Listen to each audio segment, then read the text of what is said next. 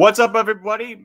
Here again with another Monday YouTube Live. We are here with friend of Slab Stocks, Dave from Dave's Cards 32, a Minnesotan, Yes. a Viking fan. If you can believe that we'd have a Viking fan on here, anything can happen if Packer fans and Viking fans can jump on a Monday night live stream. That's all I got to say. Peace and harmony. And we'll both hate the Bears tonight, so it works. Yeah, true. Perfect. So we got Dave here. Aaron, a little bit out of commission, so he will not be on, though he is, I guess, in the comment section on the side there. So shout out Aaron for being in the comment section. We've got a little bit of a show for you. Dave's got some big thing that happened to him this week that I want to get into, a big play that he made that was super interesting to me. We're going to cover a couple other topics on the day, and we'll see how long it takes. Also, sorry for the audio quality, the video quality, and the lighting in my room. I am currently on vacation. I am not in my normal setup, so I don't have my webcam, I don't have my mic, I don't have my lights. So forgive me for that, but let's get into it. Well, Nate, it is the longest day of the year today, so I think the dark theme really kind of fits. Is it? Today's the shortest day of the year? Yeah. Shortest day, right? Yeah, that's what I meant. Sorry. Most darkness. Yeah. Oh, yeah. 20. What is it? The 20th? Yep. The 20th. That's the worst day of the year. Yep. But I guess if I'm in Florida, it's a little bit better. There's a pool in this place. There's a game room with a Pop-A-Shot and like Pac-Man, Galaga arcade machine, stuff like that. So it's pretty cool. Pizza and beer. Does this look good? Perfect. Okay, perfect. All right. So Slab Stocks Live 61. Dave, can you see the comment section on the side there? Yes, I can. I can see Aaron berating you. Okay, cool. Because I can't really see the comment section. So if you want to just randomly, if you click on comments, they'll pop up on the main screen, and then I'll be able to see them because I'm just looking at the slideshow by itself. Perfect. So Aaron last night did the Slab Stocks plus SGC plus Whatnot charity night. All proceeds went to Camp Kesem. So Whatnot and SGC donated money, and SGC donated 80 free card grades. They went in with Aaron, went down to Orlando, bought a bunch of cards, and then brought them back and sold them on Whatnot, and Whatnot waived the fees. So none of the fees, every single dollar you saw get sold last night goes to Camp Kesem. And so he raised $11,841 last night for Camp Kesem, and this was all him. I had no part of this. I wasn't down in Orlando to buy Tampa to buy the cards at Collectors Con. I did not run the Whatnot. I was not in contact with Whatnot or SGC. This was completely Aaron. He deserves 100% of the credit, and he raised by himself $11,841. Well, by himself plus Whatnot and SGC, $11,000, and everyone that bid on the cards, $11,841. Pretty incredible to see from me. Aaron's been a big proponent of Camp Kesem, and I've been kind of a sidelines, just like, if you like this, yeah, go for it. And he's gone for it. We had the charity night, which Dave was at the National, kind of a last minute thing, which raised 120 some grand.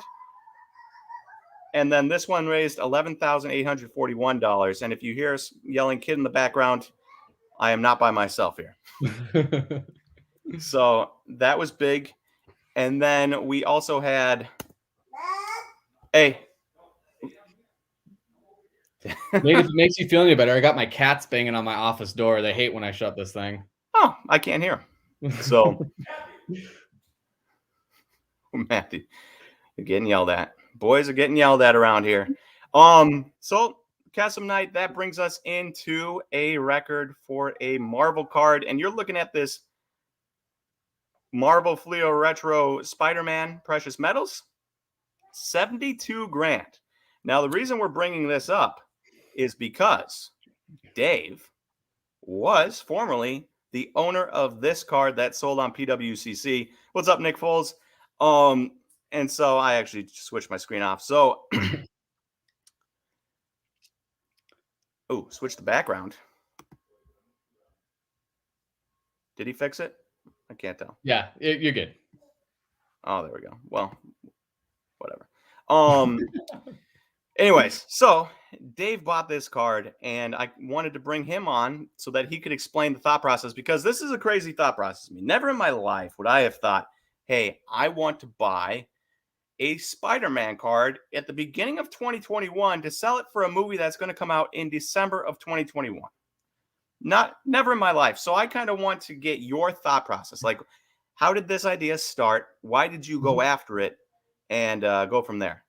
Yeah, for sure. So first off, before I dive too into it, let me just say I'm nothing special. This is totally and completely a blessing from God, and just a lot of things kind of lined up right, and you know, that it just happened. So I've always been a Marvel fan. I collected the Marvel cards like growing up. I remember opening it and thinking the artwork's super cool. And I watched all the movies, all the shows. I play the video games. I got board games with Marvel on them. Like, I've just always been a Marvel fan, especially with the MCU and how well that's gone. Mm-hmm. So everything kind of started, I would say, a little over a year ago. There was some early talk on the sports card peripheries of, hey, I think we were just coming out of like the October lull where everything kind of dropped in September and October. November, things started creeping up, and folks were trying to like speculate what's next. And I had heard at the time someone mentioned Marvel cards, and I was like, oh, hey, like that's kind of in my wheelhouse. I really know that stuff really well in terms of the characters and where things are going. The character's a lot easier to pronounce than some of the hockey players out there, and I never played hockey or anything, so I was like, I'll dig into this. So spent I'd say the rest of November just kind of researching what's out there for Marvel stuff, and then took some of the aspects that I learned from sports cards, and in December bought things like already graded PSA 10s of like the first big Marvel set that was released in the 90s, so Marvel Universe, and then was looking for stuff for key characters that I knew were popular. Spider-Man, Wolverine, bought some sealed boxes that I remembered as a kid were like, hey, these were big sets. And, bought a lot of that stuff in December and sold a lot of it actually quicker than I expected to in January, because that peripheral talk kind of became more and more and more. And the Marvel market kind of really started shooting up in January. I think Gary Vee had mentioned something at some point in January too, which accelerated things. And then at the end of January, I was like, all right, you kind of saw where the market was going. A lot of these base cards that were mass produced in the 90s, folks were getting into, people were sending things off to PSA. And I was like, all right, this can't be done. There's other opportunity here. And I took, again, what I learned from sports cards and said, what else is out there? So was looking through some Marvel Metal stuff, which was a set from '95. They didn't have PMGs at the time, but was kind of stumbling around and found a PMG. And I was like, oh, this is interesting. I didn't know they had this for Marvel. And started digging in and learning. And they made them in 3 different years, 13, 15, 17, I guess 18 as well. But kind of learned like, hey, this is the first PMG set. This is what you want. And For people that are watching this and don't know, you want to explain what the PMG is? So PMG is precious metal gem. It was an insert that that Upper Deck Flir, whoever at the time. Flir. Yeah, Flir metal. Yeah, that's right. Upper Deck bought them later. Anyways, Flir put in their basketball set, and you had these crazy colors. I think the most famous is the 97 set, where like their red PMGs were all red, like in the background of the Spider-Man card. So normally that normal base card would have a picture of, I think he's sitting on a light poster or something. And then in basketball, there's just red and green. And then with the Marvel, they introduced a blue as well. So you had 3. Is there green? Is there green for this one too? Yes, there's a green for this one. Yep. And which one's the most rare? The green. Okay. There was that actually used to hold the single card record. I think Golden sold a green a green BGS 9 back in May or June for like a little under 35,000, which they had actually cracked that. It used to be a PSA 10. They cracked it, resubmitted it to BGS because they like BGS better. and it came back a 9. Whoa. And then the other record was set literally Friday night. Someone bought a green Spider-Man from the 2017 set, which is, think third generation Prism, right? So Prism like 2014, not Prism 2012 football or basketball, for $50,000 on eBay. And so I woke up Saturday morning going, well, I'm not going to set a record or anything with the sale today because that was insane. Yeah, so that's what PMGs are. That's kind of the background for those that aren't familiar. Anyway, so was researching PMGs with Marvels and doing my due diligence and learning, and happened to stumble across this one on eBay. And what really caught my eye about it was it was actually in a top loader with a sticker from Upper Deck over the top loader. So it was sealed from Upper Deck. And I had messaged the buyer and had asked him like, hey, what's up with this? And he said he had got it that way. I couldn't really get a confirmation if he got it from Upper Deck or secondary. But I figured it was either a damage replacement like Panini or Topps will do, or Upper Deck if they have a redemption that they can't fulfill. Like if you were to buy a box of 2012 baseball Upper Deck something and you pull a Derek Jeter auto, you can send it into them still, and then they'll put you in like a raffle for different prizes. And so I thought maybe this was one of those redemption raffle things that they just kind of had held back at some point. But regardless, it was sealed. It made me feel really good about it. So ended up buying it for $950. And I was able to take the profits that I had used from my Marvel cards earlier in January. So I was kind of playing with house money. I got it, and I looked at it and I was like, all right, I know PSA grades PMG is really tough because there's always chipping, always some sort of little surface scratching. Like if you go look for 90s metal PMGs in basketball, like they're 6s, 7s, 8s, like 9s are impossible to find. So I had expected a 7 or an 8 at best, and sent it into to PSA and got it back in April, and lo and behold, it happened to be a 9, and life started changing from there. Yeah, that's incredible. I applaud you because, again, the amount of people that say, "Oh, I'd love to do that," and the amount of people that would have actually done that and waited an entire year for the sake of a Spider-Man card to then get it sold at the exact right time when the movie comes out, and hopefully by the time this time around rolls around tomorrow, will have seen the movie. Have you seen the movie? Yes, I saw it on Saturday before the auction ended, and it's awesome. It's amazing. Obviously not going to go into any spoilers, but so good. And I'm not just saying that because I like Spider-Man, but overall as a superhero movie, it's awesome. Well, it set some records. So Spider-Man No Way Home officially opens to 260 million, which is just behind this is from Variety of all places, just behind Avengers. One of the last two Avengers movies went for like 360 million, like 100 million more in the opening weekend. I think it was Endgame. But this second, which is insane to me. And obviously we're we're not getting out of COVID because everyone is now getting COVID. Just look at the NBA, look at the NFL. Mm-hmm. Look at your own families. If you know people, they probably have COVID right now. But I think people are just kind of like sick of it, and they want to go out and they want to go to a big blockbuster. And so, Spider-Man, the rumor that there might be 3 Spider-Men in it, don't destroy that rumor for me. Don't even make a face. I don't want to know. It's one of those things that people are pumped up, and clearly people are pumped up for your card. And $950 plus grading fees, plus tax, I assume, to $72,000. It's 11 insane. months. Like so what's funny is there was multiple points over the course of last year where I almost sold it.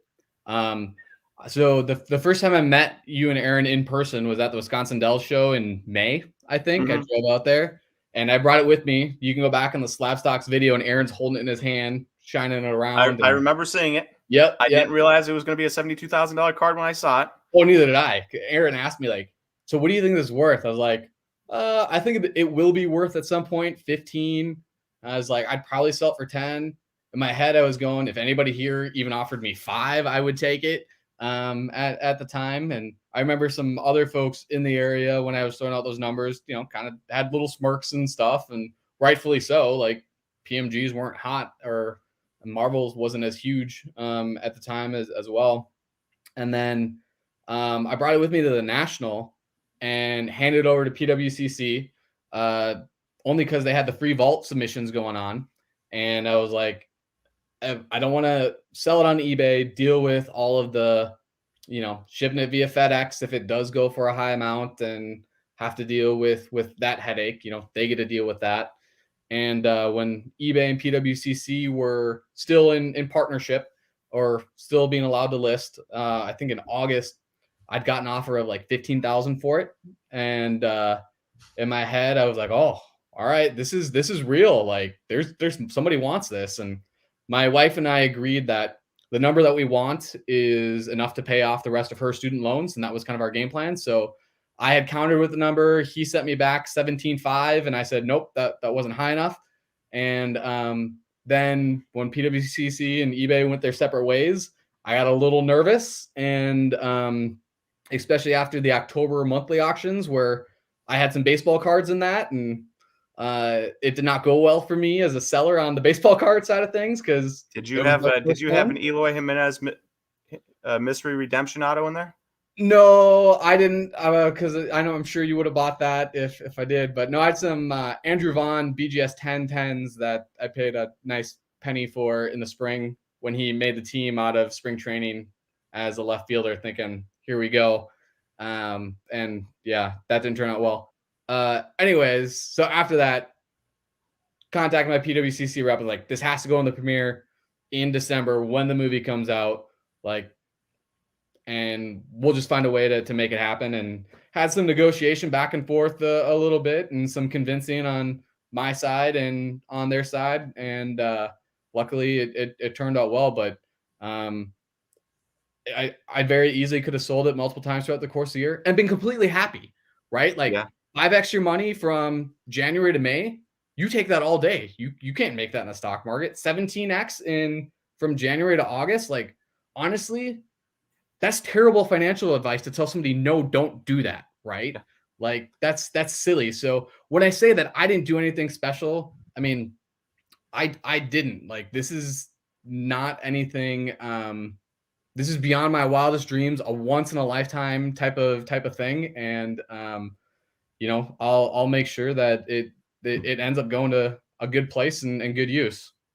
There we go. And I love that, because a lot of people look back, they sell a card and they look back and they say, oh, I could have had $2,000 extra dollars, or $1,000 extra dollars, or $10,000 extra dollars.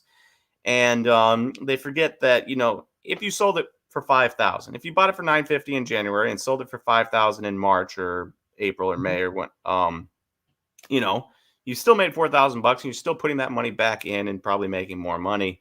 Are you making 72 grand? No, probably not. But you're still making that money work for you. And I think a lot of people lose sight of that when they get a massive deal that they could have had and they don't. It's nice to know that even if you'd made those deals, you can't go wrong with taking profit. Oh yeah. I've got that written up on my whiteboard in my office here. You'll never go broke taking a profit. And that's a very cliched phrase, but it's true. And when you're talking about cards too, where you can 2x, 3x, 4x your money, like, take it, because you can put it in the stock market, make 10% year over year on a really, really good year. I'm not saying don't invest in the stock market, but choose wisely. But yeah, take a profit when you can and move on to the next thing. And the past is a past. Unless someone invents a time machine, there's nothing you can do about it. Yep. I sold a Vlad Guerrero Jr. Topps Chrome Sapphire BGS 10. I pulled it from a box with Slab Stock Sam in Florida. Sent it over to Aaron. Aaron said, I would never tell you to do this, but send it to BGS because I think it's flawless. Got a 10. Wasn't the black label, but it got 10. So he was a little bit wrong, but whatever. Who's counting? So I held on to it, and I held on to it, and I held on to it. And then this last March, his name was hot, and I sold it for $1,750, which was by far a high. Yeah. At that point. And I was like, all right, if I sell this, it's to pay off the rest of the engagement ring that I've been dragging my feet on paying off for months now. So I did. I sold it. I paid off the engagement ring. And then 2 months later, my exact same card sells for $3,300 on eBay from the guy that bought it from me.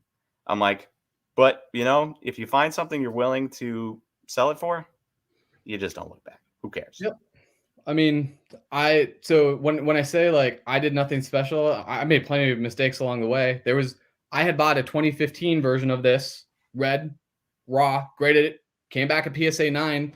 I went down to the Dallas card show, traded for a big Mbappe card, threw in some cash. I was like, well, I'll sell my Spider-Man.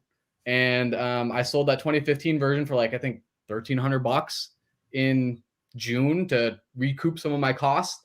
And I mean, that card probably now, that owner's probably laughing, going, oh, that's like a $20,000 card. It's, 2015 version.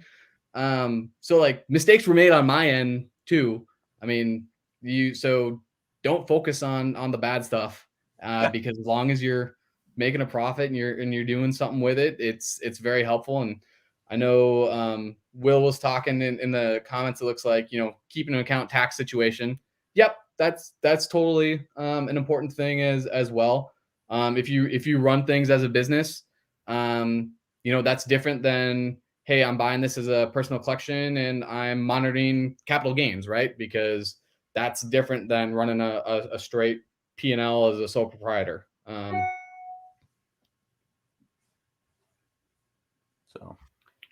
And Will says, great win, Dave, but to viewers, this is a textbook case of survivorship bias. Be careful out there with the game. And yeah, I mean, you're not always. Stop. I will get you in here in 2 seconds. You're not always. Sometimes it helps to hold and hold and hold. Sometimes it doesn't. Anyways, that brings me to the next segment I wanted to run, and that is this. So I've got a number of things here, and I'm going to bring slab stock salmon for those of you, a little treat for everyone at home. I'm going to bring slab stock salmon because we are on a family vacation here in Florida, and there's a couple big things coming out in this next year, and I kind of want to see your guys' thoughts on, like, maybe Dragon Ball Super superhero coming out in 2022 is not going to make a big dent in Dragon Ball Z cards, and maybe Thor Love and Thunder, like you see on the thing, isn't going to make a big dent in Thor cards because Thor is just not Spider-Man, and this is not the massive movie that Spider-Man No Way Home is, the massive undertaking.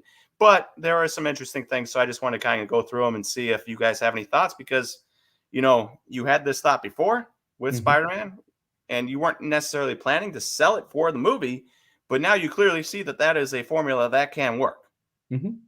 Sell around hype. So let's get into it. Let's bring a little slab stock Sam in here.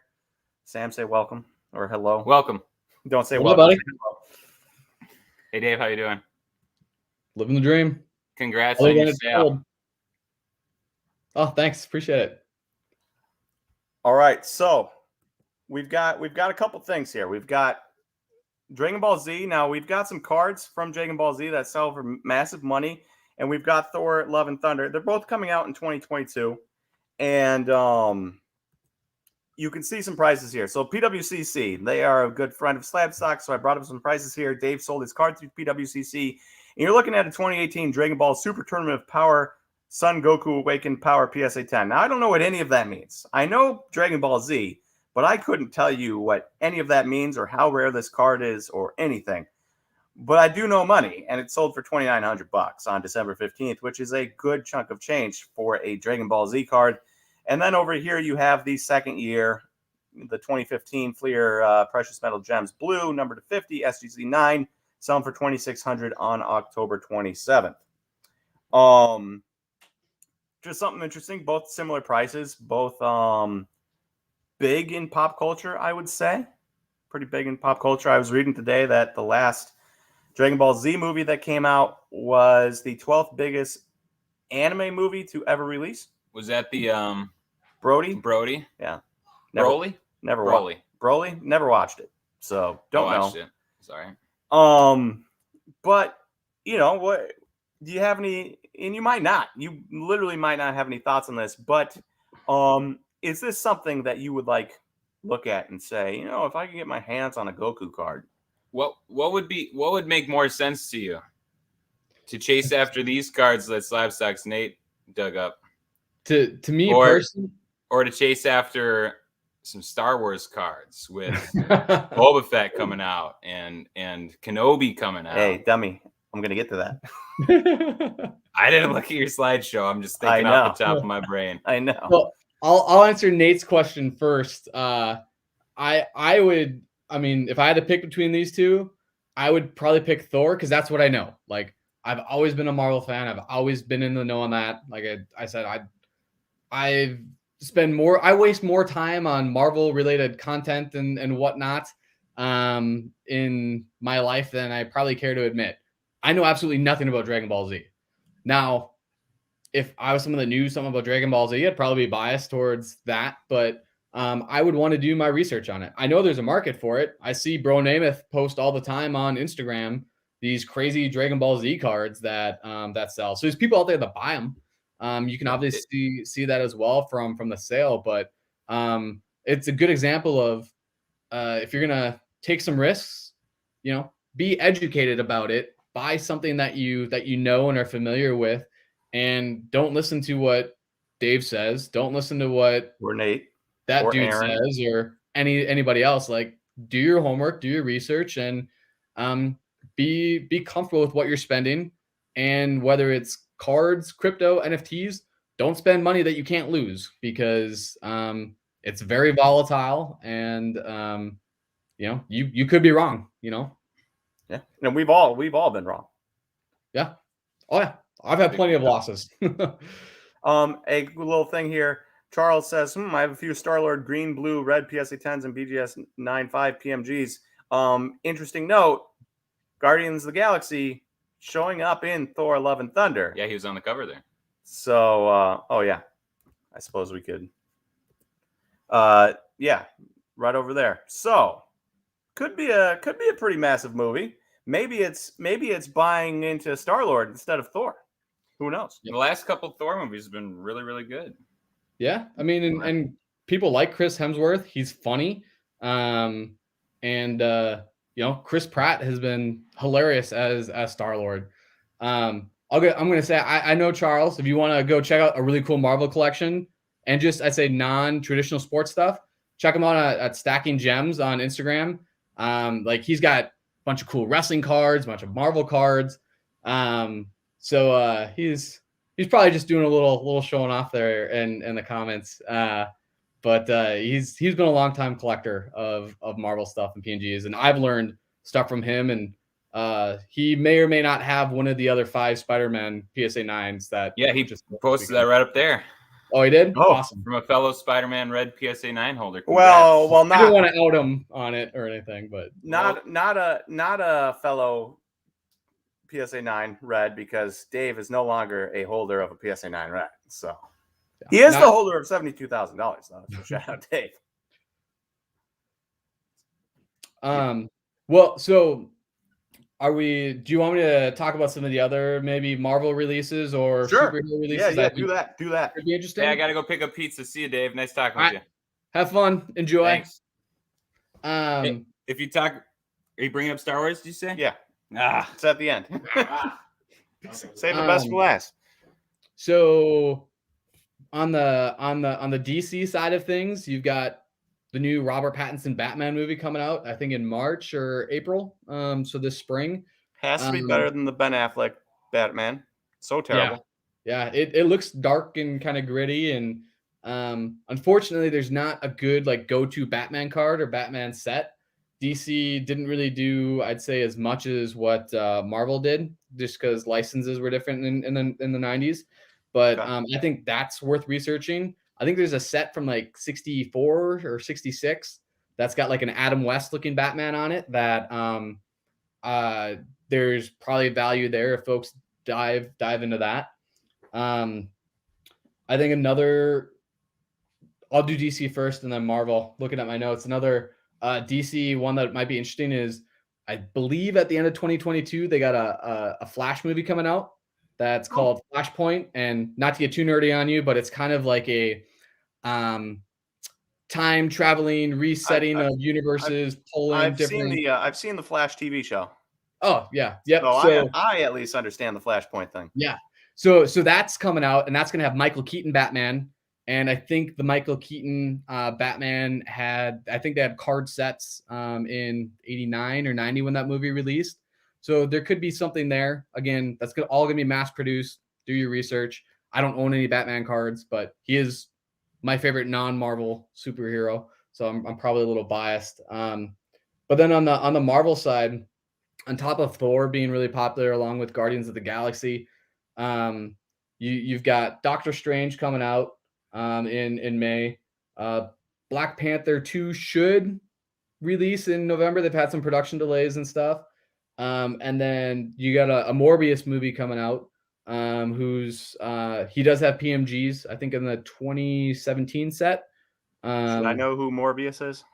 So like he was like a Spider-Man anti-hero. I remember him from the 90s cartoon a lot. He was like a good guy, bad guy kind of thing. He's basically a scientist that turned himself into a vampire. And so he's being played by Jared Leto, who's, kind of an out there actor, pretty well known. Wait, Jared Leto can be the Joker and Morbius? Interesting. Yeah. Wide range. And the front man for 30 Seconds to Mars? Yep. Yeah. Is that Jared Leto? Yep. Talented dude. Yeah. I do have one other hero that I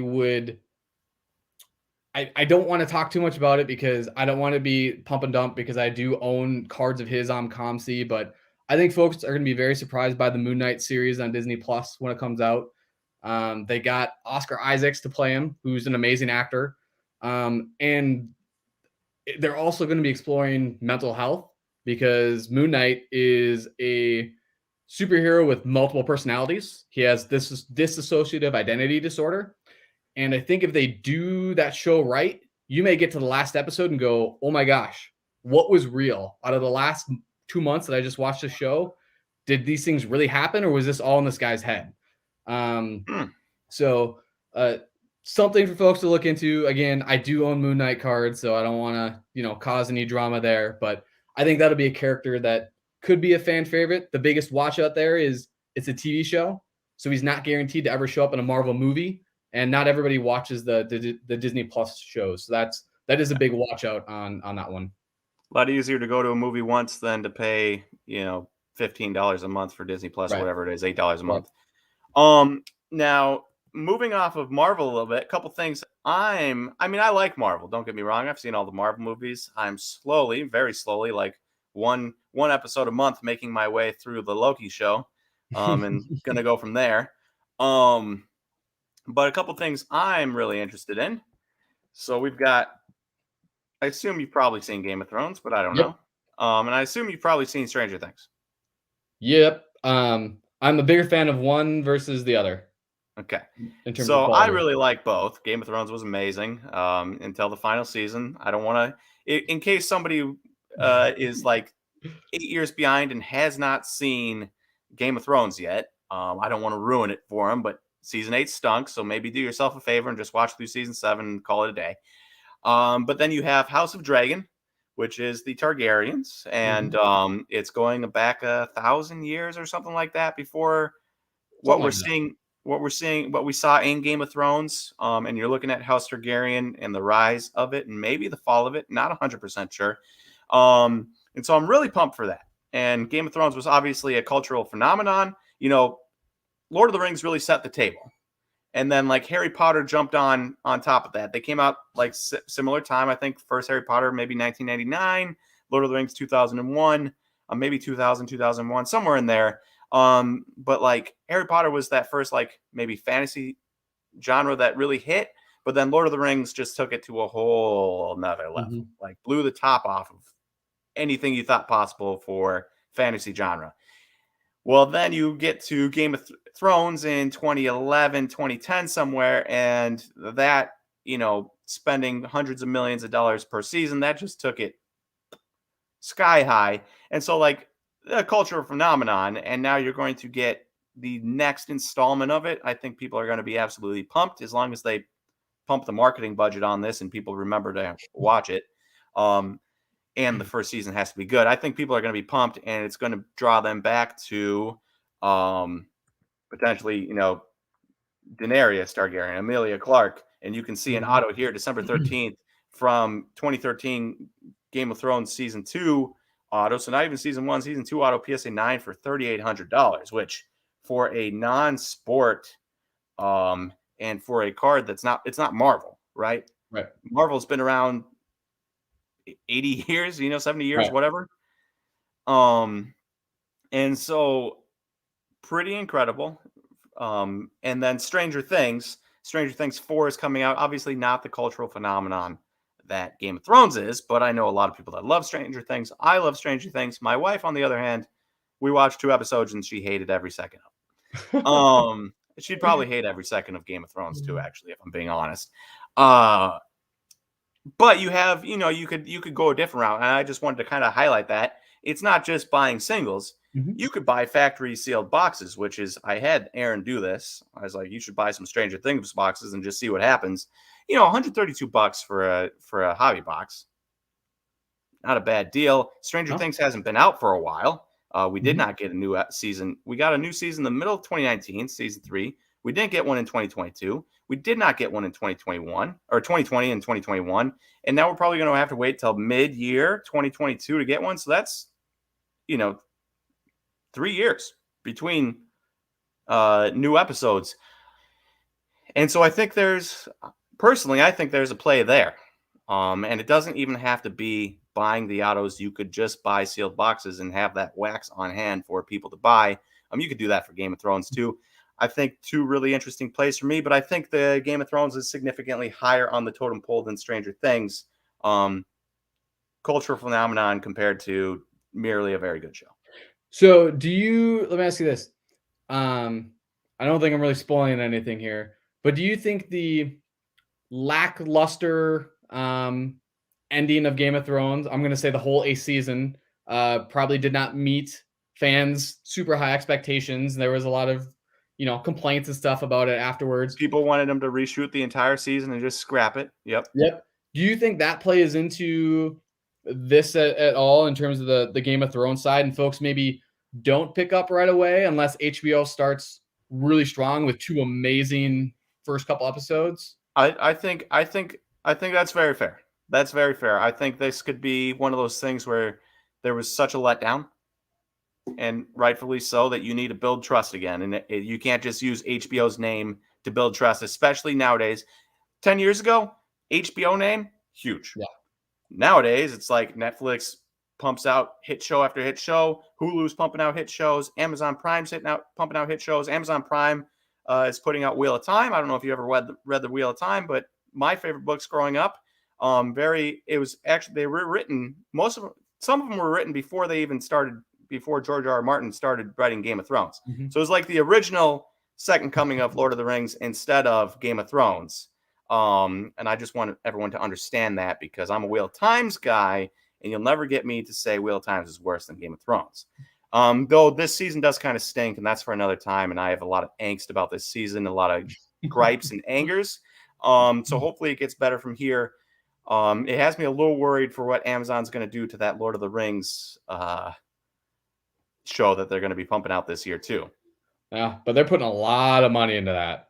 Yeah, it's like $1 billion. They put $100 million into Wheel of Time. They're putting $1 billion into season 1 of Lord of the Rings. So it's insane. But I mean, in terms of cards like this, what I have seen in my experience with cards that are entertainment, pop culture kind of things, is it's kind of autos or bust. Like, your big money cards are the autographs. You get some number cards, and like Stranger Things, if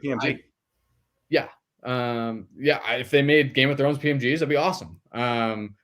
Like Stranger Things, I know there's number cards in there. I had bought a UFC collection this summer from a guy in Minnesota, and he had some Stranger Things in there. So, I mean, had some low numbered stuff to like 10 and 25, and they didn't sell for a ton. Doesn't mean that they can't, but from doing a little bit of research there, it looks like it's autos or sealed wax. So if you're going to dive into anything that's pop culturist, just do your research, do due diligence. Don't spend money that you can't afford to lose, because a number to 10 red in Stranger Things is going to go for a very different price than a number to 10 Fernando Tatis in Topps Chrome or something, right? Like, I mean, and by that he's talking like you're talking $100 type of, you're getting a Dustin Mazzano, or however you say his name, auto from Stranger Things, and it's like $130. Yep. If you had a similar guy in Topps Chrome, so like a Vlad Guerrero or an Eloy Jimenez rookie auto like that, $400, $500, $600, $700, $800. And usually this Dustin card will be numbered out like 25. If you had an orange Tatis numbered 25 auto, 16 grand, 20 grand, 25 grand, something like that. So fair point. So I mean, I would say if anybody's buying anything like this or any other shows, is keep it sealed, sell the wax, sell on the hype, or look for autos that you can grade of key characters, not some dude's sister that was a background in a scene. Yeah. Don't buy. You could probably buy secondary characters if they're interesting enough, but don't buy like the third dairy characters, if that makes sense. Yeah. Like you've got Will and 11 and those guys, those like the tops, and then your secondary characters would be like Hopper. Yep. And some of the dudes, and then after that, that's a good question. And then after that, you'd have like Deb, who dies in the pool in season 1. Don't buy that auto. You wouldn't make any money off of that. But there are autos of that out there. Like these pop culture ones literally kind of take anybody that's had a speaking line and they've got autographs in them, which will probably play in the Star Wars stuff, because I know there's all sorts of Star Wars autographs out there.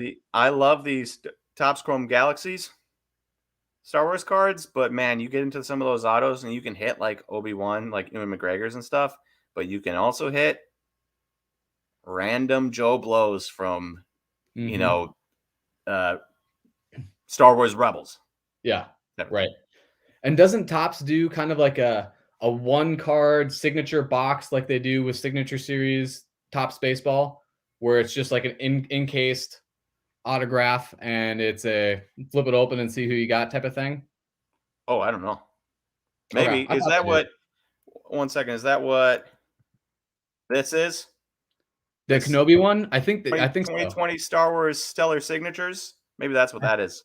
Yeah, I think it's from that set. So if you like the Topps archives or the clearly authentic and some of those other one box signature type of ones, they do have that in Star Wars. But yeah, like Nate said, you could be getting a cartoon character or you could be getting a live action Ewan McGregor.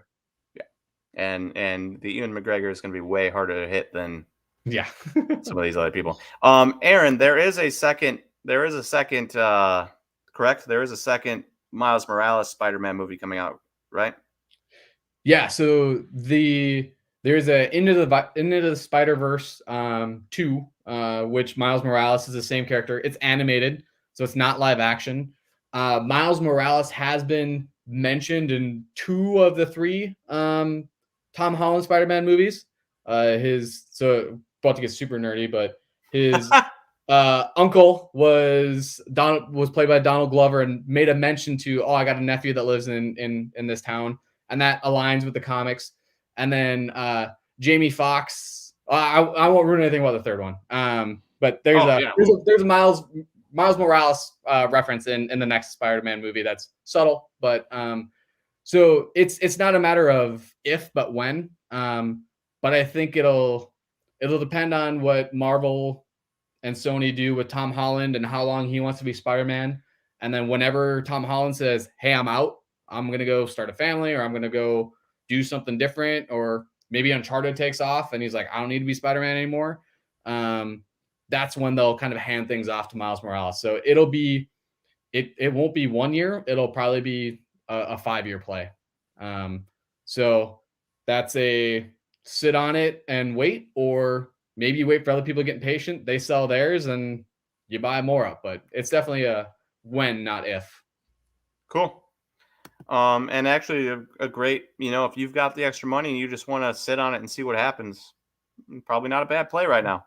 Yeah. That brings us to the big thing. And I know you love Marvel, but Marvel does not hold a candle to Star Wars.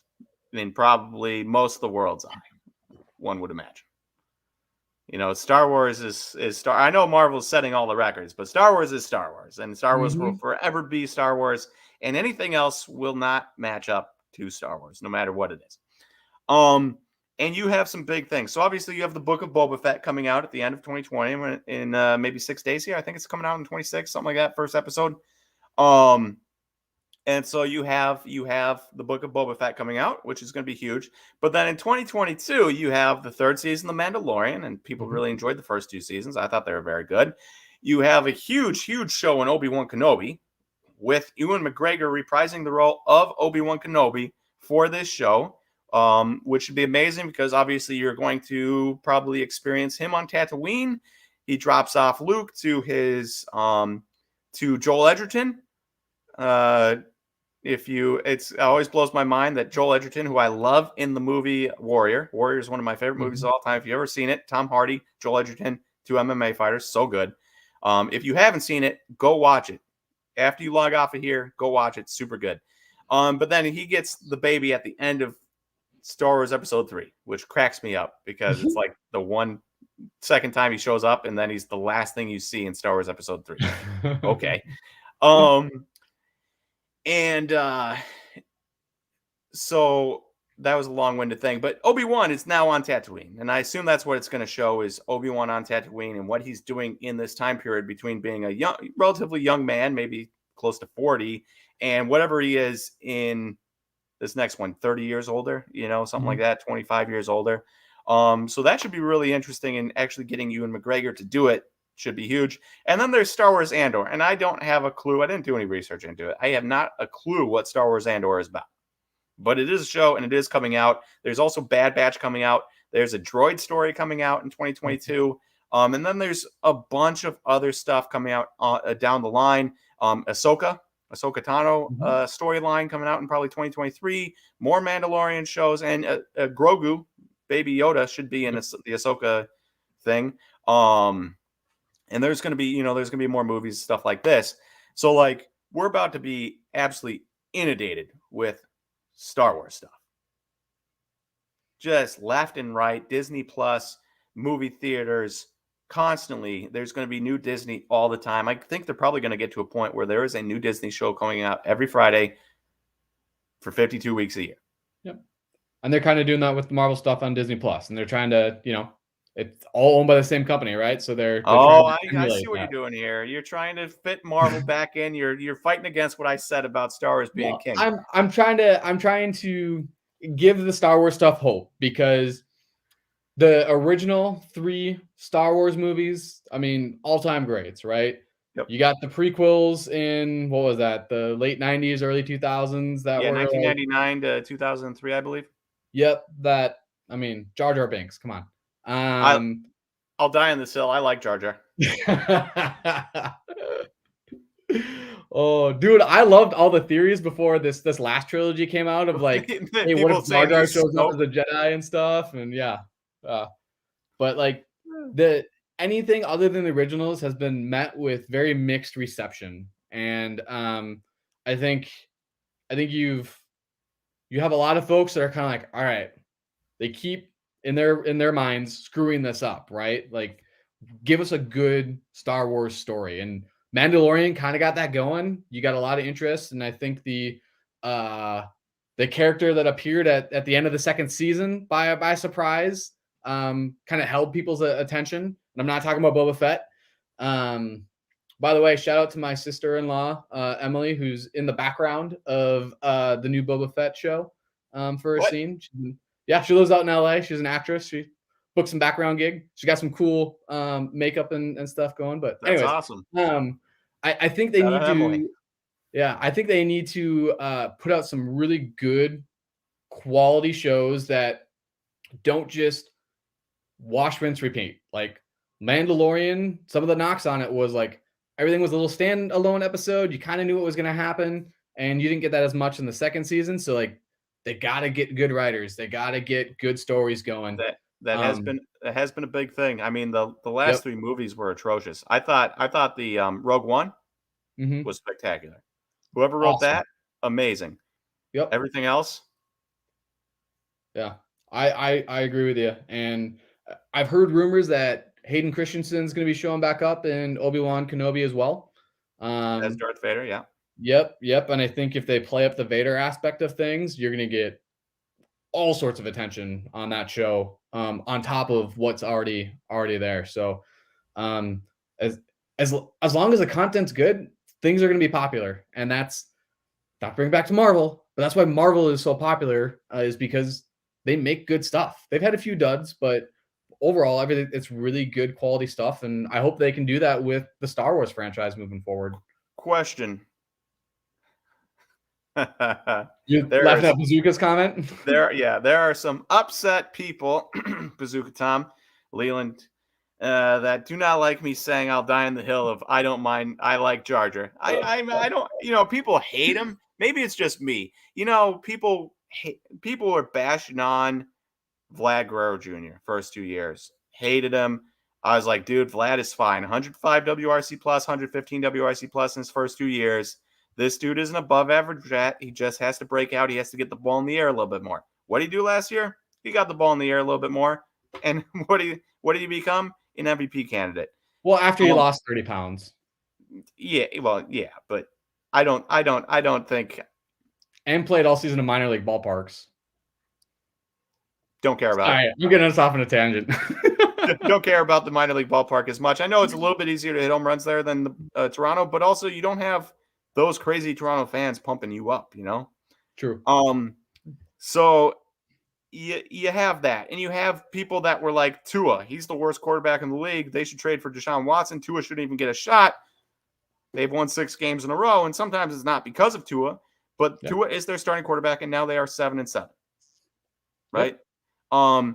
And so I love at the beginning of the year, we are both in a group chat. Instantaneously, people 2 games into Cade Cunningham's year, and I almost lost my mind. Calling Cade Cunningham an absolute bust 2 games in. And was he historically bad at shooting for a number 1 overall pick? Yes. Was it a weird year with COVID? Was he coming off of injury? Yes. Do you need to give a guy a shot? Yes. And I will die on that hill. And so maybe for me, I'm just giving Jar Jar a shot. You're a fan of the underdogs, Yeah. That's all. Yeah. So, but wanted to bring up a couple cards here, and I do think it's kind of interesting with specifically Obi-Wan Kenobi.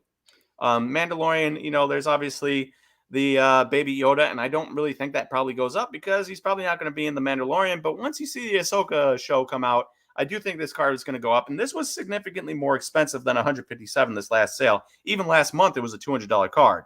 This one sold for 157. Great deal.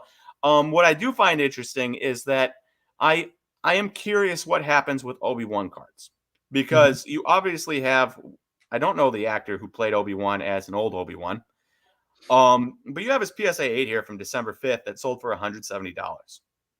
You obviously have this Obi-Wan 2020 Star Wars Stellar Signatures with Ewan McGregor's Auto 101 sold for $4,000. Buy it now.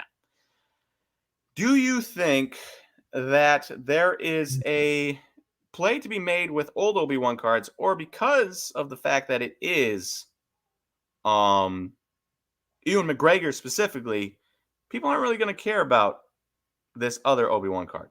I'm curious because I could go both ways. So from what I know about Star Wars cards, and I'm not an expert by any means, but all my knowledge is that 77 set is the set. It's the GOAT. Yep. And I think there's also like a Wonder Bread version, which also sweet. Black borders. Yep, cool. which are cool. So that's always going to be in demand. And because those cards are from that original trilogy that everybody agrees is like up here, right? And everything else kind of for Star Wars falls down here. Those should always be in demand. And yeah, you'll probably see something. Oh, there we go. Tom dropped it in, Alec Guinness. You'll see demand there for sure. At some point. Now, does it mean 170 goes up to 200? Maybe. Does it mean 170 goes to 340? Maybe. But I don't think you're probably not getting too many of those graded in the future. And if you are, they're probably not necessarily gonna be 8, 9, 10s. They may be 5, 6, 7s because people found them at a store in a shoebox. I don't know how many sealed boxes there are of those floating around. Probably not. Probably not a lot. 1977s. Yeah. So that's probably your safe play. That's probably like your blue chip stock type of play. And then the more riskier stuff is going to be anything newer with Ian McGregor on it. And again, I probably would only go the route of an autograph because it's actually surprisingly not super easy to get celebrity autographs on cards.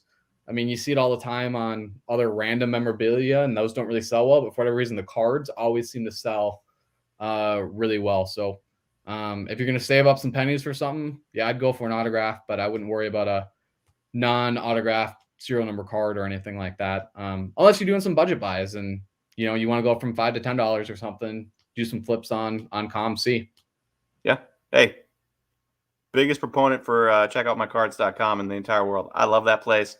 I love buying cheap cards and flipping them. Everson Pereira, I had $48. I bought so many base Everson Pereira and Mojo Everson Pereiras. I sold all the base and the camo paper, and the profits netted me $5, and all of my Mojos and my blue Mojo just completely free. Well, and the nice thing is too, there's no buyer's remorse returns or anything, right? Like once somebody buys it and it's in their account, you're done. You don't have to worry about it. It's not like eBay where you gotta package it up, sell it, ship it, hope it doesn't get lost or damaged, and hope that they don't change their mind within the 3-day window or whatever it is when it gets back. Yeah, it's great for some of that lower end stuff that people get FOMO on. Yeah, I love it. And you can get, I was like $48 and I want to buy some Everson Pereira.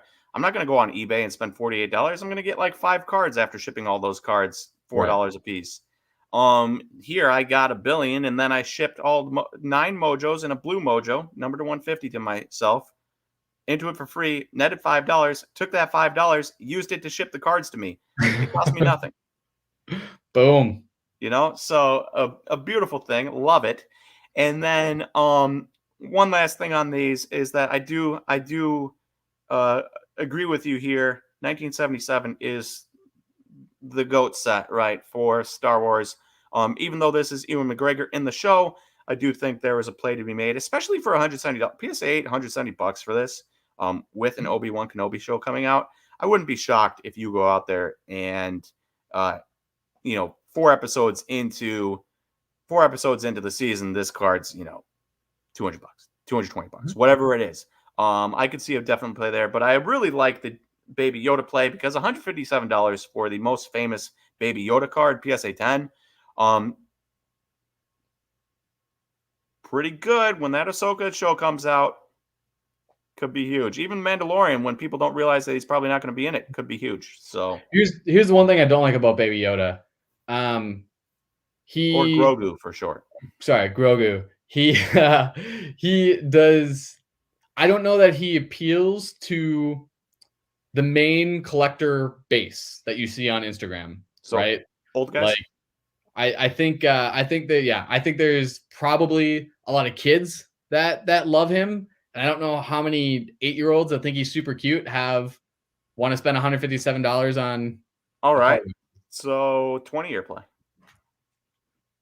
Possibly, 8-year-old depending on what they do, grew up watching Mandalorian as his first Star Wars stuff.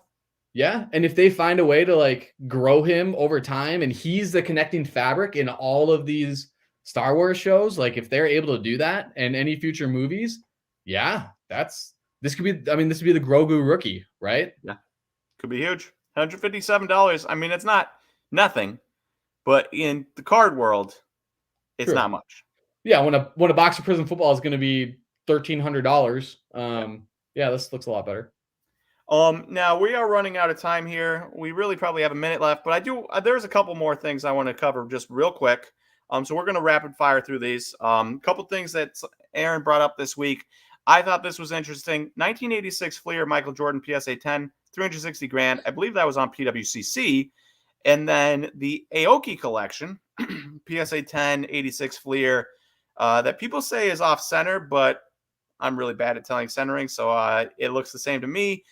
I can see some edge issues on the blue to the left below the verses there on the PSA 10 Michael Jordan that sold for 360 grand.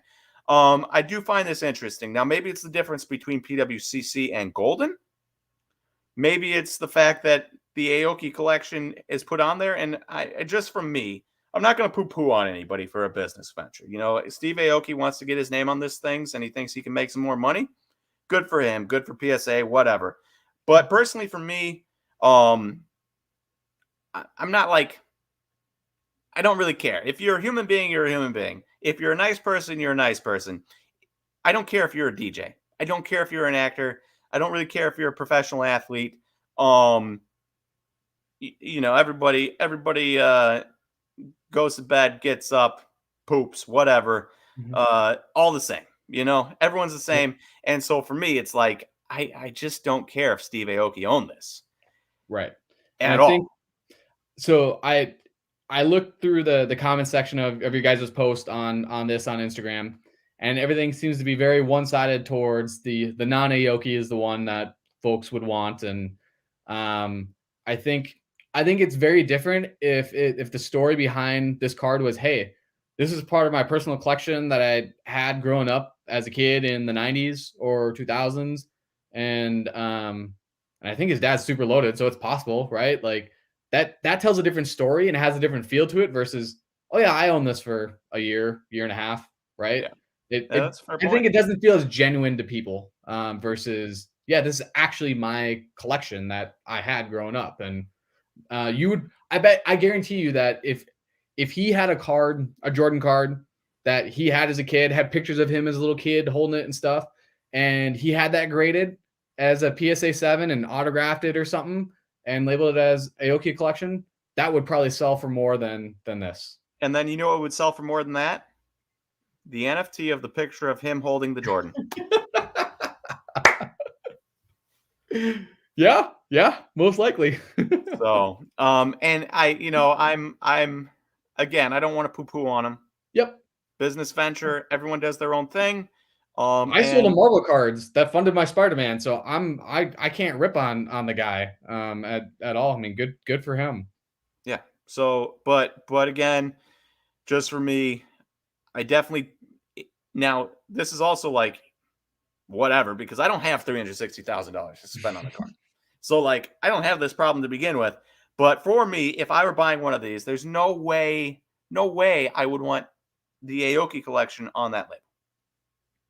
I think it detracts from it. Does it detract $48,000 from it?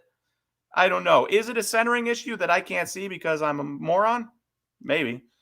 I think there's more risk in the Aoki because if you wanted that off and you wanted to get it relabeled, like I just want the Jordan, then you run the risk of it getting cracked at PSA and them going, oh, hey, there's this flaw here. This is actually a 9. And then you don't get your 10 and you get your payout since they will compensate if they find that something was overgraded, of which I think that Jordan on the right is overgraded, as you can see some edge chipping on the blue.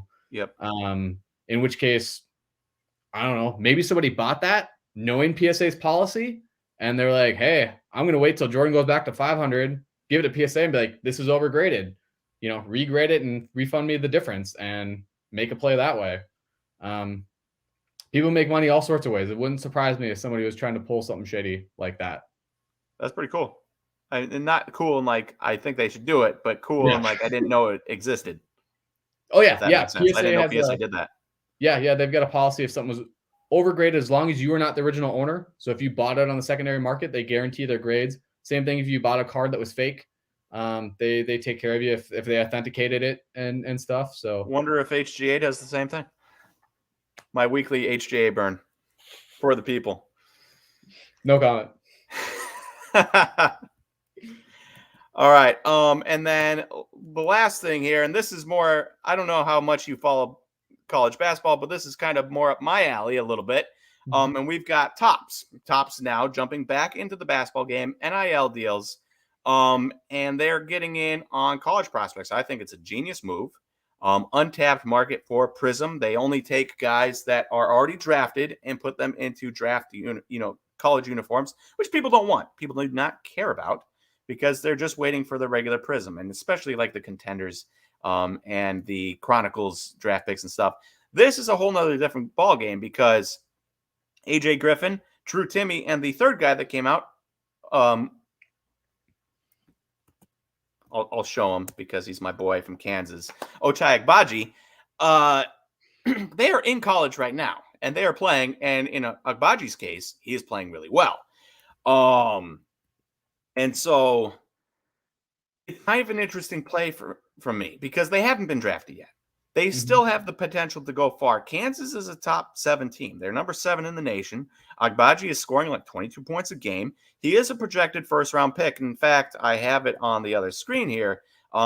Yahoo Sports today, now he is a senior, but Yahoo Sports today had a mock draft, and he was projected 17th. The other two guys, AJ Griffin and Drew Timme, not projected to go in the first round.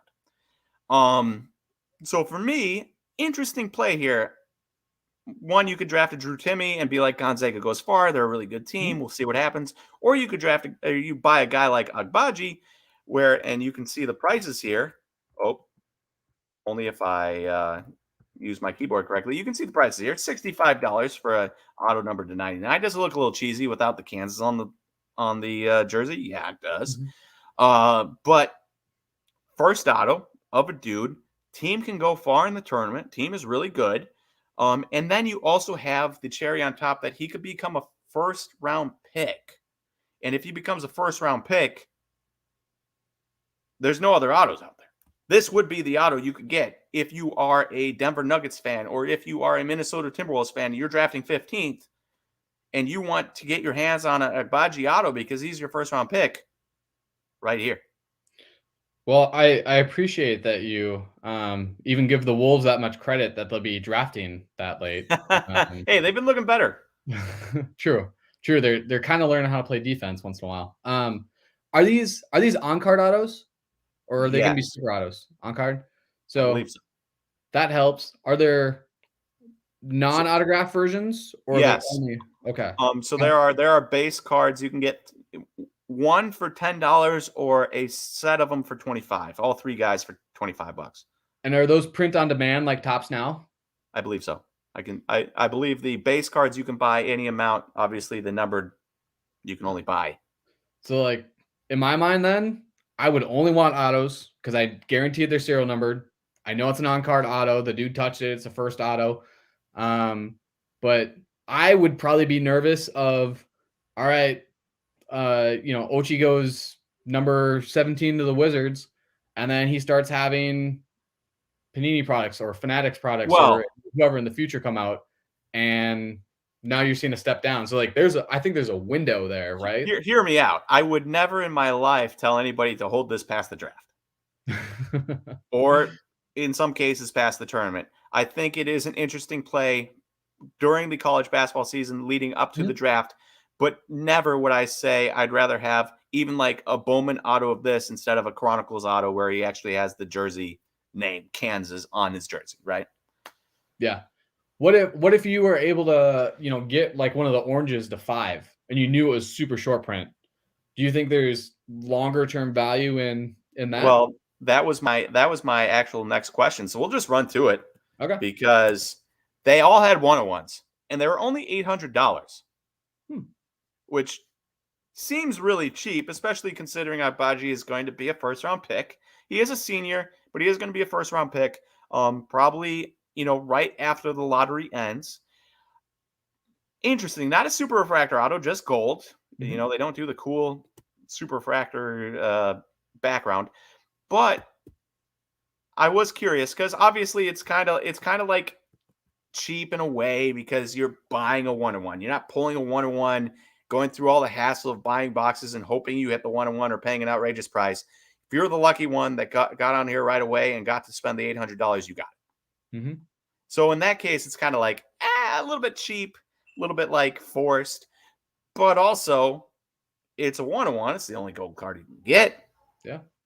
I said there's definitely a lot less risk there than there would be the 99, the 50, than those, because if any of these guys do turn out to be all-stars, superstars, like there's still going to be a lot of value in that really, really low print stuff. People pay absurd amounts of money for 1-on-1s of Optic Contenders baseball and Prism baseball, stuff like that without the names. So there's no reason people wouldn't spend absurd amounts of money on this. Right. But again, that'd be interesting if you're lucky enough to get one of those. Yeah. It got to be really hard. I'm sure a bot buys it instantaneously. Yeah. But again, I wouldn't touch any of the print on demand stuff. People are too savvy about that now. Like, unless you buy an absolute nobody where everyone's like, that dude's not gonna be anything, and you get super lucky and he turns into something and there's only 200 printed or something. Like I think that the first Topps Now Holland, I think there's only like 200 of those or something. But that's just dumb luck. No different than my Spider-Man card. Dumb luck that it stumbled into what it was, you know? Yeah. And, you know, we all have that from time to time. Somebody came to the booth at the National and told me that there was a Brewers prospect, a pitching prospect, super refractor. And I said, where? I need it. And they're like, some Aaron guy? I'm like, Aaron Ashman? Like, yeah. I'm like, where is that? I have to have it. They go find it. It's $400. I'm like, would you take any less? He's like, no. I'm like, okay, I don't care. Here's $400. It's like as cheap as it's ever going to be. Like, what the heck? Yep. Put it up on eBay for $4,000. Some dude offers me $2,000, but I had sent it into SGC and didn't have it back yet, so I declined it. Offered me $3,000. I said, this is getting too close to my asking price. I don't want to explain to him that it's at SGC, so I took it down. Messages me a week later and says, hey, do you still have the Ashby? I said, yeah, it's at SGC getting graded. He said, I'll pay $4,000 for it right now, sight unseen, or grade unseen, if you sell it to me before you get the grade. Wow. I said, okay. I mean, nice. I would never pay $4,000 for it. So yeah, you can have that. That was 2 months. You know, 400 to 4,000 in 2 months. But that's like the same thing. The same thing that happened to you. If he had offered me $2,000, I had it in hand, I would have sold it. If he offered me $3,000, I had it in hand, I would have sold it. The fact that I didn't have it in hand, $4,000. And so, you know, sometimes it's better to be lucky than good. And sometimes you just stumble into that situation where, you know, you buy this card and for whatever reason, you end up holding it until the movie. I buy a card because somebody told me it was there or else I would have never seen it. Yep. I had the money because I found a dollar box at the beginning of the show that had a ton of cards in it that I sold. That's the only reason I spent that $400. And, you know, it turns into $4,000. So I basically took $20 and turned it into $4,000. You took $950 and turned it into $72,000. But it took a lot of luck in between and a lot of help to get to those levels. And I think that's the cool thing about the card community is, you know, you can take your little gains and your little wins and build on it. And then every once in a while, you get that nice little big win. Yep. And if you know, one of these dudes, AJ Griffin, all of a sudden becomes a superstar, like he does get drafted, becomes, you know, a top 5 guy in the NBA. Yeah, that $800 card could, if it's a PSA 10, I bet you could find somebody that would want to pay stupid, crazy money for it, right? And you would never expect it. Doesn't have to be a top 5 guy. He could literally just be a dude that starts next year as an unexpected fantasy darling for like 2 weeks. And people are like Brandon Bostic this year, starting on the Clipper or getting minutes with the Clippers that people weren't expecting and playing way better than, you know, expected. And all of a sudden people are like, oh, you know, I got to get in on this. And that's all it takes. You don't even need to become a superstar. You just need like a good week. Yeah. FOMO is your friend if you're a seller. Yeah. Anyways, Dave, thank you. Oh, how'd that get there? That's so embarrassing. I didn't know this made it on the screen. Oh my goodness. It does fit the Game of Thrones theme. Well, Aaron Rodgers is a huge Game of Thrones fan. Yeah. I like it. I actually was talking with a buddy today, and asked him, is there any quarterback in the last 30 years that has done more with less than Aaron Rodgers throughout his career. You could make the argument Tom Brady prior to Randy Moss and prior to Gronk showing up. But I mean, he never really had a ton of wide receivers at the Pats. But Aaron Rodgers, Devontae Adams is probably the only Hall of Fame skill player he's ever played with, right? Like, so here I'll run it down for you because I'm very well versed in this. Aaron Rodgers has thrown touchdowns to one first-round pick in his entire career. Do you know who that first-round pick is? Wasn't it an offensive lineman or defense? BJ Raji, right? BJ Raji does have a touchdown, but it's interception against the Bears in the playoffs. Mercedes Lewis. That's right. He was first round pick of the Jags. Yep. He was first round pick of the Jags. He came to the Packers as a 35-year-old, I believe. He's been on the Packers for the last this is his third year. He's 37 now, maybe 38. So he was 36, 37, 38 when he's catching touchdowns from Aaron Rodgers. This is not 28-year-old Mercedes Lewis or 25-year-old. This is 36, 37, 38 Mercedes Lewis. So it's not like at that point, it's not even really fair to say Aaron Rodgers has thrown a touchdown to a first-round pick. Right. And he's a then tight end at this point in his career. Yeah. After that, you've got Devontae Adams, second-round pick, Jordy Nelson, second-round pick, Greg Jennings, second-round pick, James Jones may have been undrafted. I'm not 100% sure on that. Might have been the 5th, 6th, 7th-round pick somewhere in there. But a ton of guys. Donald Driver, 7th-round pick. Like, these are guys that the Packers are developing, and the reason a lot of these guys are good, you watched Greg Jennings go to the Vikings, he was terrible. You watched James Jones go to the Raiders, he was terrible, and then he came back to the Packers and had like 14 touchdowns in a season. Right. Yep. It's because Aaron Rodgers can fit balls, and you would have seen this last night if you watched the game. Aaron Rodgers fits balls into windows that regular quarterbacks just wouldn't even throw. Yep. It's amazing the respect his cards don't get. And I'm saying this as a Vikings fan. His Topps flagship at one time, it was kind of up there with at like $1,500 or something like that. And there's people on Instagram begging you to take him at half of that, if not less, right? Like, and his Topps chrome and refractors compared to some of the other active quarterbacks, like, I mean, Justin Herbert stuff, like, is a fraction of what Herbie's stuff is going for.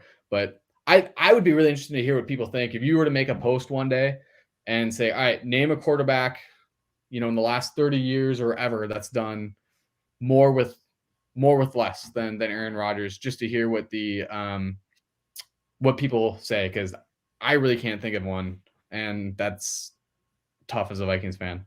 Yeah. And now, granted, he's generally always had a good offensive line, high offensive line picks. I mean, some of the guys, obviously, Bakhtiari, TJ Lang, Josh Sitton, all 4th, 5th round picks that turn into the best of their position. And he's doing, what he's doing this year. No Bakhtiari. What the Packers are doing, really. No Bakhtiari. Elgin Jenkins, one of the best left guards in the game, also now out. He's missed 6 games, and he's out for the rest of the year. Devontae Adams has missed a game. Marquez Valdez-Scantling has missed multiple games. Alan Lazard's missed multiple games. Robert Tonyan, the number 1 tight end from last year, out for the year. Aaron Jones missed some games. And then on the defense side of the ball, Kenny Clark missed yesterday. Jair Alexander and Jair Alexander's a top 5 cornerback in the league. He's played 1 game this year. Yeah. Zadarius Smith is the Packers' best pass rusher. He's missed every game but the first couple snaps of game 1. And then you're missing random Kenny Clark games, Eric Stokes games, and the Packers just keep finding ways to win. Now, the Ravens last night, they're even more injured than the Packers. The fact that we beat them 31-30 is kind of a shame because we should have beat them by more. They're way injured. John Harbaugh's an absolutely insanely good coach. But Rodgers, the one thing about the Packers is that no matter who they're missing, and I mean they're missing insane amounts of talent. The best left tackle in football and a top 5, probably a top 2 cornerback in football. 2 of the most important positions in football outside of, I would say, quarterback, pass rush, left tackle, cornerback, and then probably wide receiver, at least for me. You're missing 2 of the 4 most important positions in all of football. You're missing your run stuffing and a pretty good pass rushing defensive tackle last night. Still winning games. Pretty incredible. Aaron Rodgers, been amazing. Always amazing. I hope he doesn't leave. But I'm sure as a Vikings fan, as Bears fans, as Lions fans, 17 years is long enough, especially after following 16 years of Favre, and you would like to see him go out the door. I mean, Cousins' contract is up in 2023. I think Rodgers might be around the same time. I wouldn't mind if Rodgers goes the path of Favre, you know? If that happens again, I would die. If he goes anywhere, I hope it's the Broncos. I could get on board with that. They got a ton of talent. That'd be a very scary team in the AFC with the receiving threats that they have. That'd be really good. So yeah, props to Rodgers, props to the Packers. It's it looks like all roads are going to go through Green Bay this year if you want to end up at the Super Bowl. Especially with the dud that Tom Brady, say what you will about Tom Brady. I know he's 44, but Aaron Rodgers went into Arizona, and it's not as impressive anymore because they lost to the Lions. But Aaron Rodgers went into Arizona without his top 3 wide receivers and without his left tackle. He still won, right? Yeah. He still won. Tom Brady last night goes into the Saints, and the Packers got whomped by the Saints beginning of the year. But Tom Brady went against the Saints. He couldn't do anything. No Chris Godwin, no Antonio Brown, and no Mike Evans, and he got embarrassed. So, we'll see. But that's probably going to do it. We do have, obviously, sometimes we answer questions at the end, but we are running a little bit late. We've gone an hour and 20 minutes on this bad boy, but Dave's a good guest, so it's like, it's a good time. I talk too much. I apologize. Nice, so how could you not want to talk? But your pizza probably showed up. You gotta get going.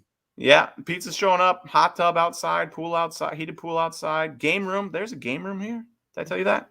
Yeah. Does Sam want to say goodbye to anybody? Oh, he's all the way downstairs. I'm not going to shout for him. But thank you, Dave. Everyone, congratulate Dave on his sale. Just a once in a lifetime type of sale. One of those things where, student loans are no joke, and you just get to get that entire weight off your shoulders with one move. Incredible play. And I love that it wasn't, you weren't like, yeah, I knew this was exactly going to happen. I meant to do this. You made a smart play, and then it became smarter and smarter despite your efforts, right? Trying to sell it multiple times, and you ended up way on top. And that's not always going to happen to people, but as long as you take your profits, you can never look back. Exactly. So thank you. I appreciate it. Appreciate the kind words. And it's been fun chatting with you. It's been fun getting to know you and Aaron. And apologies, Aaron, that you didn't jump on the Spider-Man at the Wisconsin Dell show. Hey, that's our favorite thing. Our favorite thing at Slabstocks is to make fun of Aaron for the things he doesn't do, like buy a color blast of Jack Grealish at the PWCC auction for super cheap, or maybe to make fun of him because he always brings up the fact that he pulled a LeBron Topps Finest Gold X Fractor number to 39 any chance he can get. So we like making fun of Aaron here. Got to kick a man while he's down. That's my philosophy when it comes to Aaron. So, yeah, well, he's a tall guy. It's sometimes it takes a lot. Yeah, he is. All right, Dave. Thanks for joining. Thanks, everyone. And you going to jump on here to say goodbye to everyone? Yeah, real quick. Hey, thanks, everyone, for signing off here. Hey, Sam, real quick question for you. Sorry, this just keeps going. But in your opinion, is Zion closer to Embiid's career, or is he going to be closer to Odin's career? That's an interesting debate going around Instagram right now. Shoot. Because Embiid had all the foot issues, but Odin had knee issues, and Zion's are all foot issues, right? Yeah, well, Zion's had a lot of lower leg stuff, but I don't know. I'm still banking on Zion doing more than nothing, which would be Odin's career. So, okay. Will he ever be MVP? I mean, I don't know. If the dude could just stick to a diet plan, maybe things would turn out better. Okay. It's hard it would be hard for me to believe that in 2021, with as much money goes into the NBA and team building and the personnel around a team, that they wouldn't be able to figure it out with him. And honestly, I think probably part of it is that he's not super motivated to play in New Orleans. No offense to all the New Orleans people out there. Mm-hmm. But we saw like last year when he played at Madison Square Garden, and then people were asking, how he felt about playing at Madison Square, and all of a sudden he like came out with this like super canned, rehearsed answer about what an honor it would be to someday play there, all this stuff, and you're like, oh, okay, so seems like so conspiracy theory that he's kind of faking all these foot issues to I don't think drop his value to get him moved to New York. Yeah, I don't think he's faking, but I don't think he's probably super motivated right now to play in New Orleans. I wouldn't agree with that. I don't want to, and I also don't want to put any thoughts into his head or anything like that. But Never had a beignet? I like beignets. If I ever lived in New Orleans, I just eat beignets all the time. So I get why he's added on a couple pounds. Yeah, Brandon Cafe Roy. du Monde, amazing beignets there. Where? Cafe du Monde in New Orleans. Awesome. It just like melts in your mouth, and you got the powdered sugar and everything like that on top of the other food that's down there. Yeah, it's easy to see how people get into trouble. That'd be me. Sam, signing off. Thank you, Sam. Slabstock Sam, formerly, obviously, he is a retired member of the Slabstocks family, but maybe every once in a while we will get him to grace us with a basketball knowledge or two, like Dave did. Dave got the chance to pick his brain for 2 seconds. Shout out, Dave. That's your double reward. Not only do you sell your Spider-Man PMG, but you also got to pick Sam's brain for 2 seconds. So. Worth every second. Yeah. Dave, thank you again. Yep. Really, really big pleasure of mine. We've gotten to know each other. Dave's a great guy. If you get the chance to meet Dave, say hi. He might buy you a beer. He is from Minnesota, so he is very nice. And just get to meet him because he's a great guy, great guest, and he's really into cards like Aaron is into cards. Like, I like cards, but I'm into sports more than cards per se. Aaron's a really big card guy, and Dave's a really big card guy. And so I like having you, Aaron, talking to you guys because you think about things about cards that I never in a million years. And you think of things about Brewers prospects I never would have imagined. So, yep. And that's why this industry works, because you got a little bit of everything. Exactly. All right, Dave. We'll catch you later. You. I appreciate you coming on, and thank you everyone that joined in, made comments. Appreciate you guys, and talk to you next Monday.